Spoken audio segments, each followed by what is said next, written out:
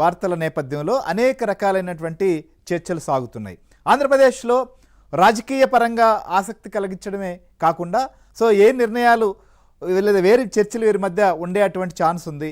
ఈ సందర్భంలో వీరు వెళ్ళడానికి కారణం ఏంటి అనేది ఎవరికి వారుగా అనేక ఊహాగానాలకు లేదా సోషల్ మీడియా వేదికగా రకరకాల ప్రచారాలు కూడా చేస్తున్నారు. అయితే ఆంధ్రప్రదేశ్ ముఖ్యమంత్రి చంద్రబాబు నాయుడు సహజంగా ఢిల్లీకి వెళ్ళినప్పుడు రాష్ట్ర అభివృద్ధికి సంబంధించినటువంటి అంశాలతో పాటు అప్పుడు ఉన్నటువంటి రాజకీయ పరిణామాలు పరిస్థితులపైన సహజంగా చర్చిస్తారు. ఎందుకంటే ఆంధ్రప్రదేశ్లో కూడా ఉన్నది కూటమి ప్రభుత్వం అటు కేంద్రంలో రాష్ట్రంలో డబుల్ ఇంజన్ సర్కార్ కలిసి పనిచేస్తున్నట్టు నేపథ్యంలో అటు కేంద్రంలో తీసుకునే కీలక నిర్ణయాల విషయంలోనైనా రాష్ట్రంలో తీసుకునే కీలక నిర్ణయాల అంశంలో కూడా పరస్పరం చర్చించుకొని ముందుకు వెళ్తున్న పరిస్థితి ఇప్పటి వరకు మనం చూస్తున్నాం.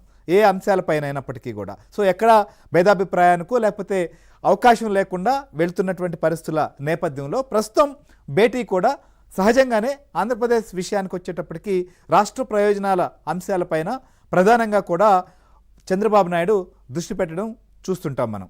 అందులో భాగంగానే కేంద్ర బడ్జెట్ ఫిబ్రవరి 1న ప్రవేశపెట్టబోతున్నటువంటి పరిస్థితి మనకు ఉంది. ఇలాంటి నేపథ్యంలో ఈలోపు బడ్జెట్కి సంబంధించిన అంశంలో ఆంధ్రప్రదేశ్కి రావాల్సినటువంటి ప్రయోజనాలు వీటిపైన ఎక్కువగా కోరేటువంటి అవకాశమే ఉంటుంది. అయితే దానికి పాటుగా ప్రస్తుతం వస్తున్నటువంటి చర్చలో చూసుకుంటే ఆంధ్రప్రదేశ్లో ఇవాళ లిక్కర్ స్కామ్ సంబంధించి కూడా ఒక కీలకమైనటువంటి అప్డేట్ కూడా మనం చూసాం. ఎందుకంటే నిందితులకు సంబంధించినటువంటి ఫోన్ ఎఫ్ఎస్ఎల్ రిపోర్ట్ కూడా కోర్టు సిట్టు తీసుకునేటువంటి అవకాశం ఏర్పడింది. దీంతో ఫోన్లో ఏం బయటపడుతుందో లేదా ఈ రిపోర్ట్లో ఏం ఉండబోతోందో, ఈ రిపోర్టు ద్వారా ఇంకెవరెవరిని ఛార్జ్షీట్లో పెట్టబోతున్నారు అనేటువంటిది కూడా చాలా ఆసక్తికరమైనటువంటి పరిస్థితి. ఎందుకంటే ఆంధ్రప్రదేశ్లో జరిగినటువంటి లిక్కర్ స్కామ్ సంబంధించి 3,200 కోట్ల రూపాయలకు పైగా జరిగిందని ఇప్పటికే సిట్టు దీనిపైన విచారణ చేస్తూ ఛార్జ్షీట్లు వేస్తుంది. కీలకమైనటువంటి వ్యక్తులను కూడా అరెస్ట్ చేసింది. అయితే ఫైనల్ నిందితుల వరకు అంతిమ లబ్ధిదారు వరకు వెళ్తారా, ఏం జరగబోతోంది, అందుకు సంబంధించి నిజంగా వీళ్ళ దగ్గర ఆధారాలు ఉన్నాయా లేవా, లేకపోతే రకరకాలైనటువంటి అంశాలు జరుగుతున్నాయి.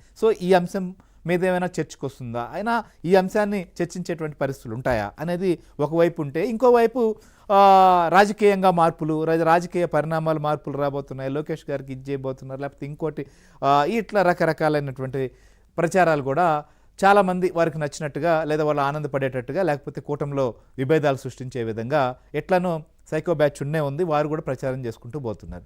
ఈ నేపథ్యంలో అసలు ఇంతకీ ఎందుకు ఢిల్లీకి వెళ్తున్నారు, ఎప్పుడు భేటీ కాబోతున్నారు, ఈ భేటీ ద్వారా ఏంటి అసలుకి రాజకీయపరమైనటువంటి అంశాలకి ప్రాధాన్యం ఉందా లేదా, అసలుకి ఈ భేటీలో ఏ అంశాలపైన చర్చించే అవకాశం ఉంది, ఢిల్లీలో ఉన్నటువంటి వర్గాలు ఏమనుకుంటున్నాయి అనేది కూడా మనం అనాలిసిస్ ఒకసారి చేద్దాం. అందుకోసమనే మనతో పాటు మా ఢిల్లీ బ్యూరో చీఫ్ కృష్ణ గారు మనతో పాటు లైవ్లో జాయిన్ అయ్యారు. అలానే ప్రముఖ విశ్లేషకులు అర్స్మల్ శ్రీనివాసరావు గారు కూడా మనతో పాటు జాయిన్ అయ్యారు. గుడ్ ఈవినింగ్ సార్ ఇద్దరికి.